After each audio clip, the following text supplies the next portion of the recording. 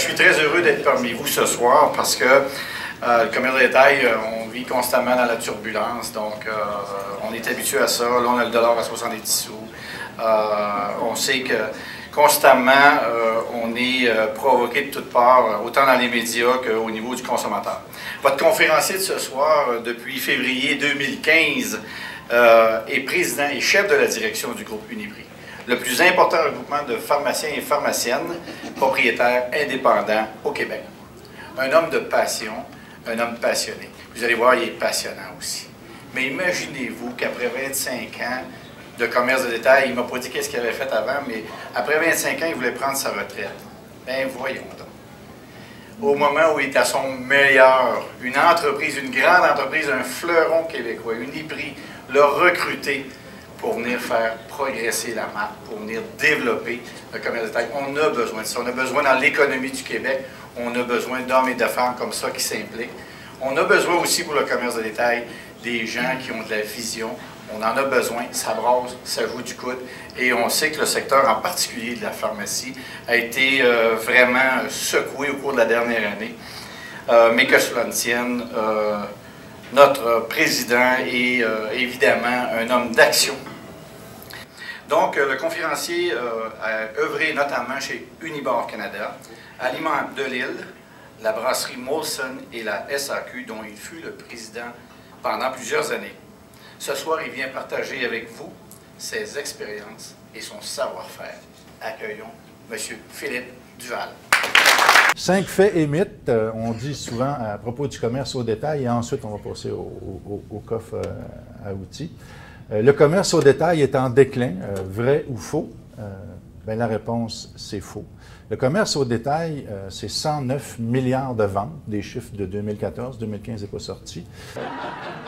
15 % des gens seulement gagnent le salaire minimum. 85 % des gens sont mieux payés que le salaire minimum. Alors, c'est quand même une industrie qui offre des opportunités d'emploi incroyables. Le commerce au détail est en train de tuer les commerces traditionnels. Je ne le crois pas.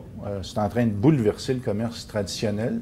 C'est clair que ceux qui ne prendront pas le virage du en ligne ne résisteront pas à l'arrivée du web. Ça, pour moi, c'est très, très clair. Je pense que le commerce au détail est en train de vivre un profond bouleversement. Je pense que c'est le plus grand bouleversement des 30 dernières années. Je pense qu'on n'avait rien vu jusqu'à présent et on n'a pas le choix que de s'adapter et ça s'adresse à tout le monde, à l'ensemble de l'industrie. Mais je pense que c'est beaucoup plus une opportunité qu'une menace, tant qu'à moi je suis concerné. Le commerce au détail est rempli de défis, bien ça c'est clair. Le consommateur se promène partout, le consommateur nous voit sur le web, nous voit sur l'application, le consommateur est mobile, le consommateur veut essayer des choses, veut qu'on soit près de lui, il veut être fidèle et pas fidèle. C'est assez compliqué en ce moment le commerce au détail. Et comment on va faire aujourd'hui pour se repositionner comme commerçant au détail, c'est tout un défi.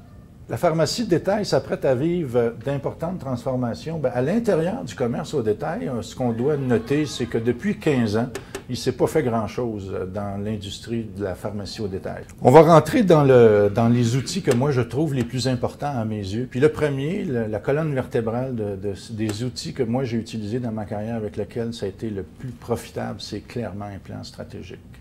D'autant plus important dans le monde d'aujourd'hui où la vitesse est phénoménale, où les changements vont rapidement, où des fois on regarde des entreprises, on ne sait pas si les compétiteurs font comme nous autres, c'est nous qui faisons comme nos compétiteurs.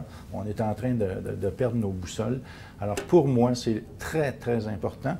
Pour moi, j'ai toujours été surpris de voir qu'on gérait encore aujourd'hui dans le monde de 2016 sur beaucoup d'intuition et non pas sur des bases de faits solides. Alors, ce qu'on voit en l'espace de ce qu'on voulait montrer, ce qu'on aurait voulu montrer dans une séquence normale, c'est qu'il y avait des changements qui sont passés, il y a des choses qui sont ajoutées, un enfant, un iPad, une canne, un téléphone. Comment on s'y est pris chez Uniprix? Bien, on a été très inclusif. On a formé un groupe, une équipe de 17 personnes qui ont travaillé 15 jours en réflexion. Donc, pendant 15 semaines, une journée par semaine, il y avait des devoirs à faire. On a consulté nos actionnaires, on a consulté nos employés, on a consulté nos fournisseurs, on a consulté 3000 consommateurs, des consommateurs de Uniprix, évidemment, mais des consommateurs de tous nos compétiteurs. On voulait savoir comment le consommateur voit l'industrie de la pharmacie aujourd'hui, qu'est-ce qui s'attendait, qu'est-ce qui était performant, qu'est-ce qui n'était pas performant à ses yeux. Se tromper, bien, il faut aussi faire des erreurs, parce qu'évidemment, plus on ose, plus on rentre dans une zone où le risque est un peu plus élevé. Puis quand le risque est un peu plus élevé, bien, on se trompe un peu plus souvent. Par contre, quand on a un succès, c'est réellement retentissant. Alors, il faut être capable de se remettre en question, il faut être capable d'accepter de se tromper. Il faut que nos organisations, on accepte que nos gens fassent des erreurs, et les forcer à se remettre en question, mais il faut aussi leur donner la chance de se tromper, puis essai-erreur. Je pense que dans le monde d'aujourd'hui, ça n'a jamais été aussi important. Regardez attentivement, écoutez pour vrai. Moi, il n'y a rien qui m'horripile le plus quand je parle à quelqu'un, puis j'ai quasiment pas fini ma phrase, puis il me répond tout de suite. Tu sais.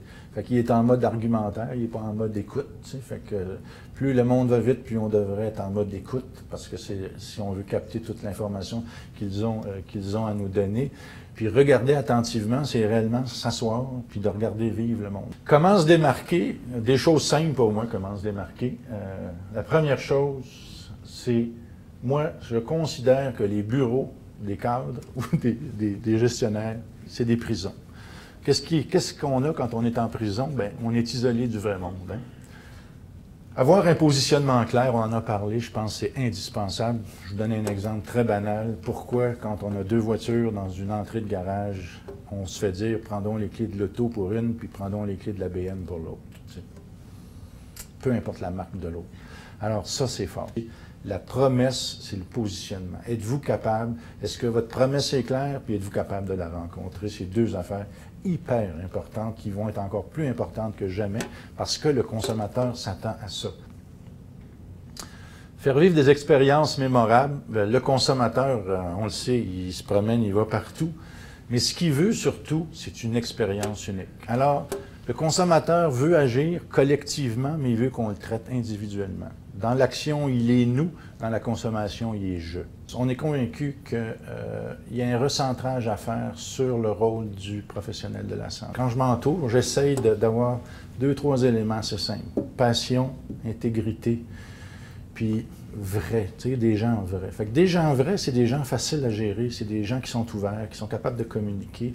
Fait que moi, oui, ça prend de la communication, mais c'est un réflexe, la communication. Au niveau de la pharmacie, c'est réellement le rôle du pharmacien, pour moi, est sous-exploité en termes de professionnels de la santé. Ces gens-là sont formés, ils peuvent intervenir, mais je veux pas voir des naturopathes d'inpharmacie, puis toutes sortes de monde d'inpharmacie. C'est pas ça qu'on veut voir. On veut voir à l'intérieur de leur connaissance pharmacologique, ils peuvent jouer un rôle.